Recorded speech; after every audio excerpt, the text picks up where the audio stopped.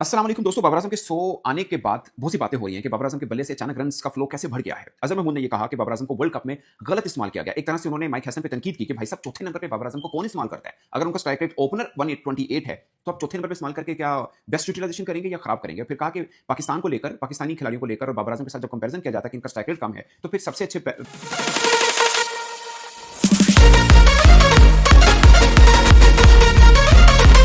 करना चाहिए as a batter किसी नौजवान को बनाना चाहिए। उन्होंने साद मसूद का जिक्र जरूर किया, मगर ये नहीं कहा कि साद मसूद को कप्तान बना दें। उन्होंने कहा कि साद मसूद एक जिस माइंडसेट के साथ आता है वो बड़ा शानदार माइंडसेट है, मगर जब वो हारी हुई टीम का हिस्सा बनेगा तो उसका माइंडसेट चेंज हो सकता है। ये बहुत टेक्निकल बात उन्होंने की। और एक और बात भी उन्होंने की कि जो इंडियन बैटर्स हैं उनका पाकिस्तानी बैटर्स के साथ कोई मुकाबला नहीं। वो टेक्निकली बहुत साउंड है और पाकिस्तानी खिलाड़ी ना सिर्फ टेक्निकली उनसे वीक हैं, बल्कि जो खामियां हैं उन पर जल्द काबू भी नहीं पा सकते। यानी इतनी एलिजिबिलिटी भी नहीं है कि उस पर जल्द काबू भी पा सकें। कुछ चीज़ों का पता है मगर उन पर वर्क करने की जरूरत है, बट वो भी शायद बहुत जल्द उसको काबू भी ना कर पा सकें। ये चीज़ है। अच्छा, इसमें दो तीन बड़े खास पॉइंट है।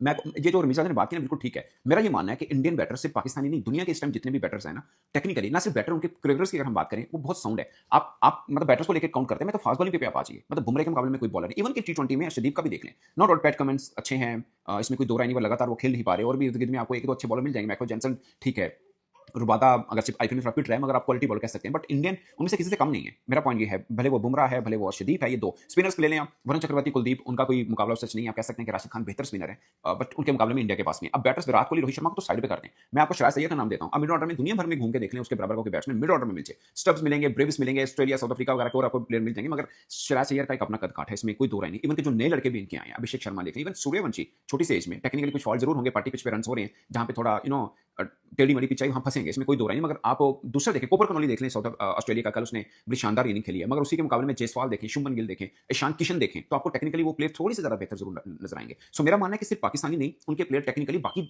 देश के प्लेयर से भी बहुत बेहतर है। हाँ, बाकी प्लेयर्स उनके साथ मुकाबलेबाजी जरूर कर सकते हैं और हम शायद स्किलफुल उनके साथ मुकाबले में भी मैदान में नहीं उतर सकते हैं, ये बात ठीक है। मगर इसमें पाकिस्तानी प्लेयर का इसमें नो डाउट के कुछ कसूर होगा कि आप उस तरह की मेहनत नहीं कर पाते, बट ज्यादा कसूर मैं हमेशा सिस्टम का कहता हूं। मिसाल के तौर पर एक बार आतिफ जैन ने एक स्टेटमेंट दी थी, वो बड़ी पावरफुल बात थी। उन्होंने बोला कि अगर पाकिस्तान क्रिकेट बोर्ड के सिस्टम को कोई कोई 145 का बॉलर मिल जाए तो सिस्टम के ऊपर है कि आप उसको 150 पे कैसे लेके जाना है। ये बात बिल्कुल ठीक है, बट पॉइंट क्या है कि क्या आकिब जावेद खुद को ये रोल मिला हुआ है पाकिस्तान क्रिकेट बोर्ड में?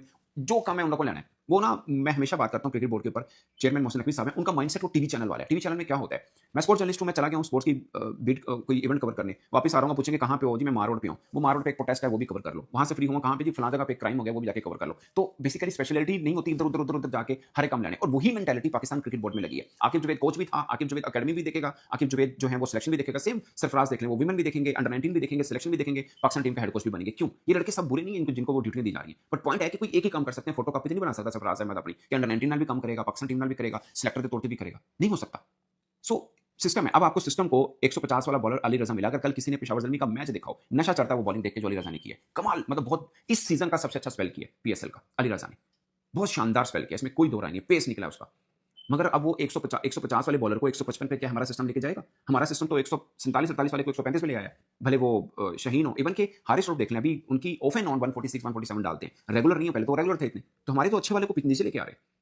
सो मुकाबला आप उस तरह कर ही नहीं सकते। अब इंडिया का वो, मैं पुराने की बात नहीं कर रहा, एक मोकल चौधरी नया लड़का है उनका, एक आधी इनिंग खेली, बहुत नहीं खेली, बट आप उसकी फिटनेस देखें आपको नजर आएगा, उसमें आप कह सकते हैं कि वो तो नया लड़का है, उसकी फिटनेस लेवल इतनी अच्छी, इसका मतलब वो मेहनत भी ज्यादा करते हैं आपके क्रिकेटर की निस्बत। बट दूसरी तरफ एक और इंपैक्ट भी है, सीएसके में दो लड़के हैं जो 12-14 करोड़ के अंदर आए हैं, उन्हें अभी तक आईपीएल भी नहीं खेला था और इतने महंगे उनको कॉन्ट्रैक्ट मिले। सो बहुत सी चीजें मिलती हैं, मिलने के बाद वो इंपैक्ट आता है जो आपको स्क्रीन पे दिख रहा होता है। इसलिए वो आज चैंपियंस ट्रॉफी के भी हैं, वो टी20 के भी चैंपियन है, विमेन के भी हैं, अंडर 19 के भी हैं, विमेन अंडर 19 के भी हैं। सो ये सब चीजें ऐसी अचीव नहीं होती, बहुत कुछ होता है उसके बाद ये मिलता है। बाकी रिजवान वाला मुझे लगता है कि रमीज राजा की बात में थोड़ा दम जरूर है कि रिजवान को ये देखना है कि वैसे कैप्टन टीम के साथ खेलने, खासकर उस मोड पे जब उनके बल्ले से रन नहीं आ रहे, या फिर उनको ये देखना है कि फिल वक्त एज ए बैटर खेलें और थोड़े रन आए और उसके बाद चीजें, वरना यही मोहम्मद रिजवान थे जिनकी कप्तानी में Multan Sultan first time I और चैंपियन बनी, उसके बाद भी लगातार 2 फाइनल उन्होंने खेले हैं। हो सकता है उनके बल्ले से रन आए तो कप्तानी का जो एक है वो भी बेहतर हो पाए, बट एट द मोमेंट उनकी कप्तानी पे भी असर हो रहा है। जब आपके रन नहीं आते, आप उस फेलियर में होते हैं, तो फिर कप्तानी पे असर तो होता है। तो वो जो मोहम्मद रिजवान की कप्तानी नजर आ रही थी वो अब नजर नहीं आ रही, इसलिए लगातार 15-16 मैच हो गए हैं कि वो हार गए पिछले एडिशन और इस एडिशन को मिलाकर अगर आप देखें तो। अब आते हैं अजहर महमूद पे। अजहर महमूद ने कहा है कि बाबर आजम को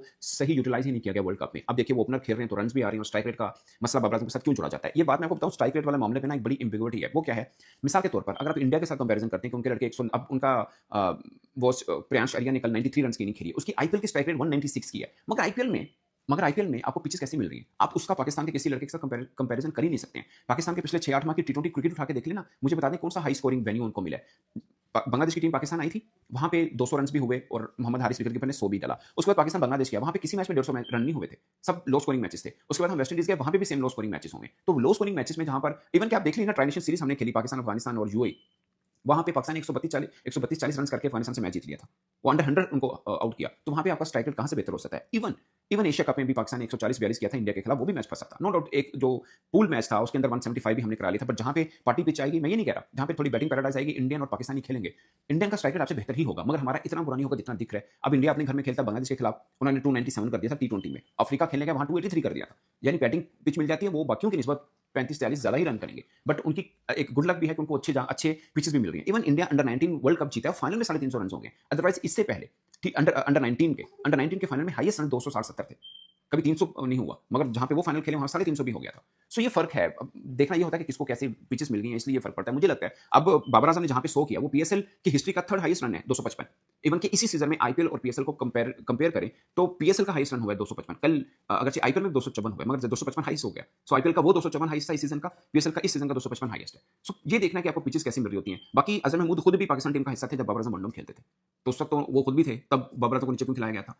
सो ये है। बाकी बाबर आजम को पहले से रन आ रहे हैं और आप इस पे ये मान के चलिए कि एक पॉजिटिव साइन है, शायद इसका असर हमें वनडे में भी दिखे, क्योंकि अभी तो वनडे वर्ल्ड कप है, पाकिस्तान की सीरीज भी है ऑस्ट्रेलिया के साथ, टेस्ट सीरीज बांग्लादेश के साथ है। आई होप कि ये जो बेहतर फॉर्म बाबर आजम की नजर आ रही है वो इंटरनेशनल भी कन्वर्ट हो पाए। बाकी पीएसएल में अच्छी परफॉर्मेंस वो जितने भी लड़के दे रहे हैं, मुझे लगता है कि उस पर बहुत ज्यादा मान करने की जरूरत नहीं है, कि काफी चीजें भी बेहतर होना अभी भी बाकी है। और हमेशा आप अगर एनालाइज करेंगे तो प्रेशर कंडीशन में करेंगे। पीएसएल में मुझे नहीं लगता कहीं से भी कोई